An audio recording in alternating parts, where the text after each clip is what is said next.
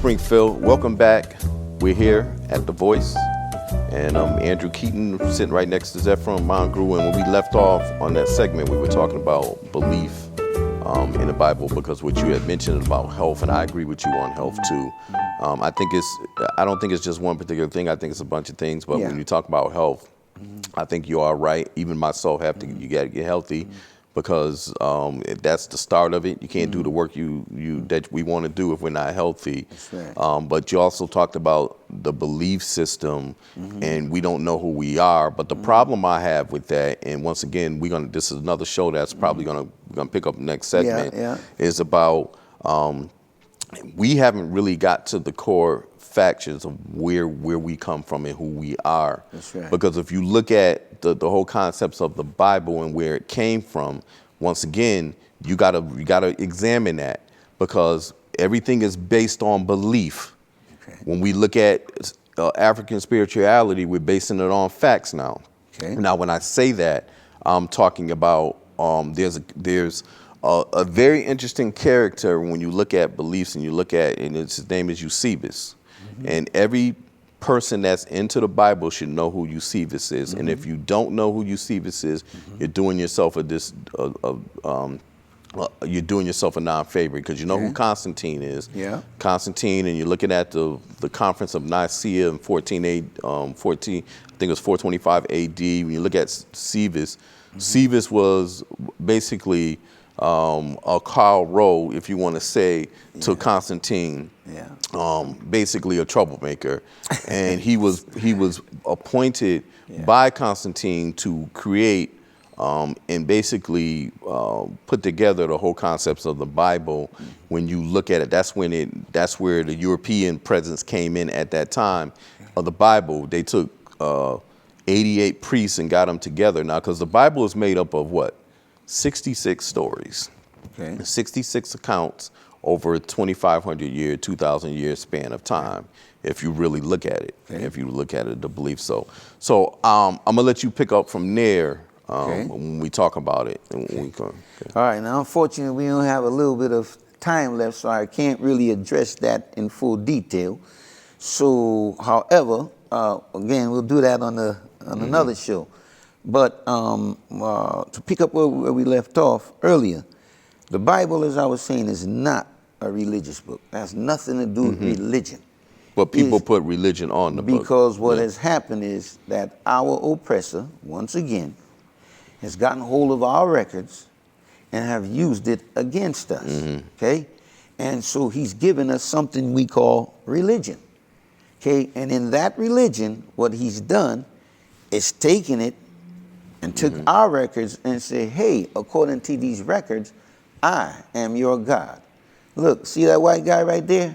The long stringy hair that you call Jesus Christ, who is really a fellow by the name Caesar Borgia, son of Pope Alexander VI, that they use as the model for that picture that they call Jesus Christ today. So he's taken that, and he by the whip, okay? He whipped us into believing that foolishness that they call Christianity. And so today now our people are confused about that book. And so they got all these different stories. Yeah, a white man wrote it. Yeah, it was such and such. Yeah, the council, all this thing, without actually taking the time out, for one, to do the homework, to do the research. Some people say I've done that, but they've done a partial research. Right. And now we're not saying we're not saying, as a Pan-Africanist, you're not saying that those stories are not true. We're saying the stories have been distorted.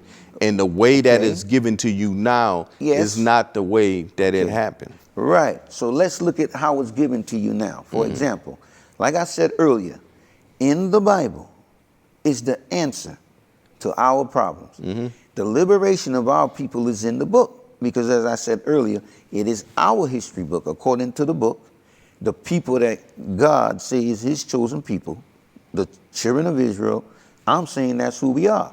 So when we go into the book and we challenge the information in the book, for example, Deuteronomy chapter 28, verse 68, talked about us going into captivity by way of slave ships. Now, anything we read... Now, see, I'm going to stop you there because Another thing too, if you look at Pope 4, and you look at the whole concept of slavery, that's something that needs to be researched. Now, I want to say this to say that if the oppressor is going to give you religion, Yeah. as they say, a man ain't going, if he's not going to teach you right, Yeah. he's not going to treat you right. Okay. Now, I'm going to say this too. Yeah. And I'm going to say this, and I'm going to let you pick up on this point. Okay. Martin Luther King once said that the biggest segregated day in the history is 11 o'clock on Sunday, when you Okay. have black folks worshiping the Yes. white Jesus and you have white Yeah. folks worshiping the white Jesus. Yeah. Now, I'm going to say this last point, and then I'm going to let you run with it, Zeph. In the Ten Commandments, Okay. if the Ten Commandments were so sacred, and we know as those to be sacred, Yeah. in the Ten Commandments it says, thou shalt not kill, and thou shalt not steal. Okay. If it was so sacred to the oppressor, they wouldn't have did either one of those. Okay. So again, remember, the oppressor whipped us into thinking the way Right. he wants us to think. It's just like going to school right now when you go to public school. He took the information, put it together, and told you how to view it. You understand what I'm saying? So Yeah, let me yeah, give you an example. We walk into a courtroom, and the judge says to you, Mr. Keaton, the charge that's been brought up against you is running a stop sign. How do you plead? Most people, well, they either say I'm guilty or I'm not guilty. Then he'll ask you, well, do you understand the charges? Most people think they understand or they know what he means by that word understand. When you step into the courtroom, you're speaking what's called legalese. It's a whole different language. So when he asks you, do you understand, what he's asking you is, do you accept the charges?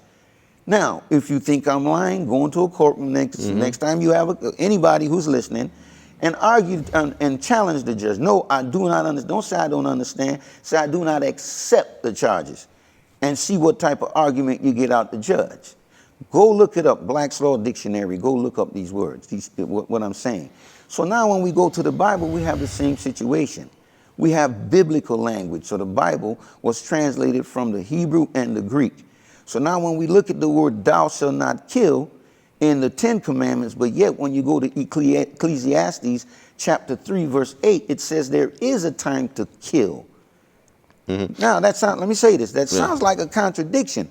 But when we look at the words and how they But this is in the books, though. But I want to. Let me finish this. Let me finish this point. I got to put this in, Zep. I got to cut you. I got to cut you, and I want you to finish. I don't mean to cut you. Look, brother. I don't mean to cut you off. But in the Book of the Dead, there's something called the Laws of Ma'at. Do you know what the Laws of Ma'at is? Yes. There's I'm something that familiar with them. predates the Ten Commandments almost 6,500 years ago. Okay. In that book, it says, I have not killed. Okay. So basically what I'm saying to you is you saying thou shall. Somebody was teaching somebody laws. When you say I have, that means somebody already knew the law. But go ahead. I just wanted to throw that in there. Okay, so let's deal with that very quickly. So we talking language here now. That's what I'm saying. So when we dealing with language and we step into a courtroom and we go into the Bible and say thou shalt not kill. Remember, the English language is not even a language. It's a compilation of languages. So we have to be real careful when we try to interpret something based on the English language. So what do we need to do? Go back to the original source, which is the Hebrew. So it would say thou shalt not murder, not kill in Exodus, the 20th chapter, where you give the 10 commandments. Thou shalt not murder. However, when you go in Ecclesiastes, it does say there is a time to kill, because if I commit a capital crime, you have to kill me. You have to put me to death. So there is in African ancient spirituality, there there is a wasn't no time to crime. kill. There was no crime, and there was none of that stuff going on. No, I just wanted to say that. No, brother, again, that's for our next argument. But what I'm saying to you is, let's look at words. So somebody has taken the book and has given us their interpretation and their meaning of the book. That's like the Caucasians. They've done the same thing to Egypt. They're the ones who translated the Medu Neter. Show me one African that you know that translated the Medu Neter that will give you the information in the Book of the Dead today and say it was an African. It wasn't them. The so-called Caucasian, the only reason why you have all that information in Kemet intact today is because of the Caucasian. Why? because he wants to take control of every great civilization and every great people. For example, the Hebrews or the Israelites. You see a bunch of Caucasians running around calling themselves Jews. If you go and look at your census, anybody who comes from North Africa is considered white. It's on the census. Why is that? Because the Caucasian was once there. And that is the most intact ancient civilization right now. It wasn't Kemet. that the Caucasians was there, the Greeks invaded it. So let's He was clarify there that. under Alexander. He controlled Kemet for a couple hundred years. So he was there. That's why when you look today, even today, the so-called Arab who's in Egypt, those are nothing but Caucasians, the Turks. That's all they are. You can't even find an original so-called Egyptian today. You can't find one because they've been removed from the land. And that's why the Caucasian is trying to make himself of that stock. And he's trying to make himself of the stock of Israel. Same thing. Why? Because we're the greatest people on the planet. And he has no history. So like as usual, he's robbed everybody else's history. So if we're going to talk Kemet or we're going to talk the laws of Ma'at, the question is, where did you get that information from? The same Caucasian.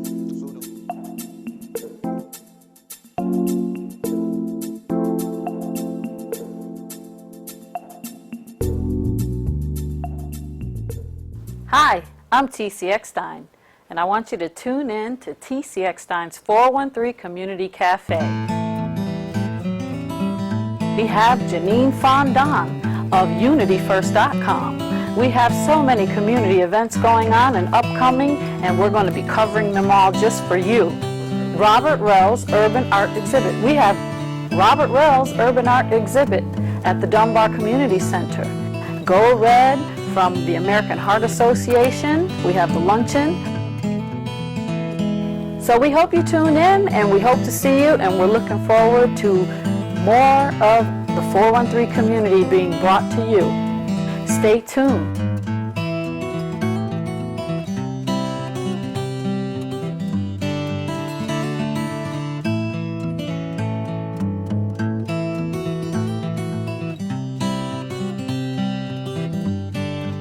On Focus, Springfield's Community Television, on Channel 12. See you there. Ariana. It's okay.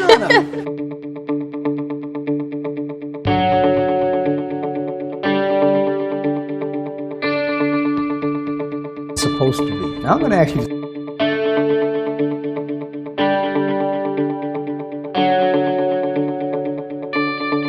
Different things. You were showing me some earlier I had never seen.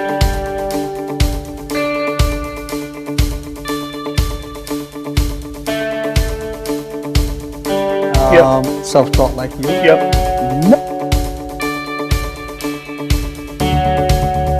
Break, come right back with for you guys and with a general question. I was. A $50 drink. Everybody had a dance. I'm walking out with a stick.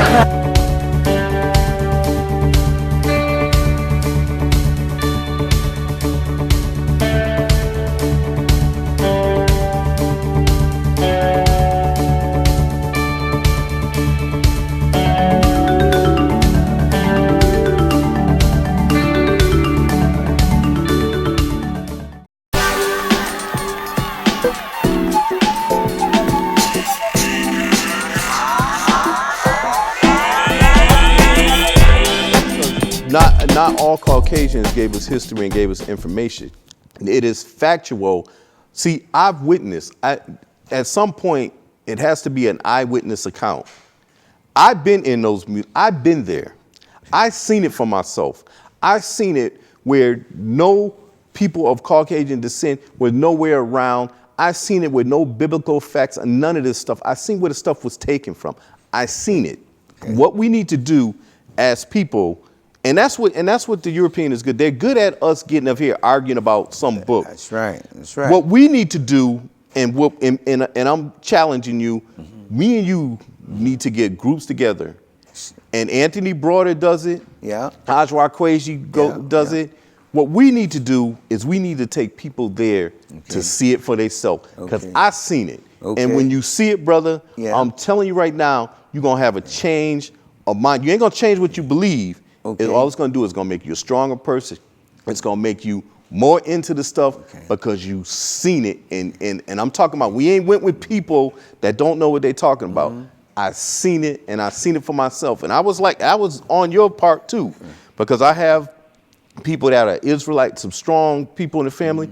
And when I seen it, not only was I blown away, I was mad because I'm saying to myself, this is something else they keep for us. Because when you dig, then all you find out is how powerful you are, and all it's gonna make you more powerful. Because then you're gonna say, I'm sitting up here, I got this book. This book ain't got nothing. When it all boils in, this book ain't got nothing to do with me. This book right here. Because the craziest thing that I seen when you talk about health, and I thought about you on this piece too, Brother Zeph, is there's a whole piece in the Land of the Kings Okay. that talks about vegetarian and fruits and vegetables and how we were supposed to live. Because at that time, we lived to almost 150, 160 years of age We on the lived natural. longer than that. Yeah. We lived longer than that. And again, and again, the information you're saying for Kemet is right for Kemet. I'm not taking away any of the greatness of Kemet. However, what my contention is that we are not those people. What I'm saying is We that come from those people, though. we do not. What I'm Okay. saying is we came from the land, but we are not those people. Okay. A so-called black man born in America is not a Caucasian. He's not an American. He doesn't descend from the Caucasian Americo Vespucci. He has ancestors who's responsible for his existence. And what I'm saying is the land does not dictate who your ancestors are. So all I'm saying is that when we go to the book, the Bible, it has the answer to our problems. Again, you touched upon, let's just look at the laws. You say the laws of Ma'at. I ain't taking away from that. It says, I have not done something, and that's cool. But the Bible tells you, thou shalt not kill, thou shalt not do this. There's nothing wrong with those laws. And if we incorporated those laws, then we wouldn't have the problem, all the problems we're having today. Because when you understand the book itself, again, remember, and I don't blame most people who deny the Bible. Why? Because Christianity has done a most wonderful job at destroying the minds of our people when it comes to that book. That our people could care less about picking up the book and just giving ear, just hearing, just opening up their mind just for a second to see what it really says and get rid of that image of that white Jesus. Just get rid of it just for a second and just put in the mind the image of a black Jesus and then go back and read the book. It'll look very different. But again, I don't blame our people, brother, because that's what's causing half of our problem. And we talked about, we said in the book, it does say that we need to come together. Well, we can't come together. So it talks about, in the book, it talks about us coming together. Well, if Christianity's, if the book is a book of Christians, then what is the problem? There's so many churches. There's 5 per corner. I've been down blocks where I see 2 churches, one right next to another. And I'm sitting here saying the liberation of our people is in that book. Then what's the problem? The problem is a lack of understanding and a lack of knowledge, a lack of teachers, the real teachers to teach us what's in that book. Most of the people who are teaching that book, they're paid by the system, brother, and it's all about money. And the best example is who we started off with early in the show, Al Sharpton. Yeah, what was his name? Reverend Al Sharpton. And look what he's doing. He's using that title to do what? Dupe our people out of money. That's the problem with most of these institutions. They have turned into businesses, and so therefore they're not going to tell you the truth of what's in that book. What they're going to tell us is what we want to hear. All right, well, we're gonna stop there. We're gonna pick this. We're gonna pick this up on, because I am, like I said, I am tonight, and we can talk about this, but we can pick it up. So once again, thanks, Mr. Zephyrin, Mongrooves, of Andrew Keaton, host, and we are on Voice, and listen, it was a great show. And once again, thanks Nate Patterson for letting us sit in. and producer the show. And we'll be back with more topics coming up in the city of Springfield. So thank you. We got a little storm brewing in back of us, and just like the conversation and the topic, and we'll be back next week. We'll be back next week. Okay, all right, thank you.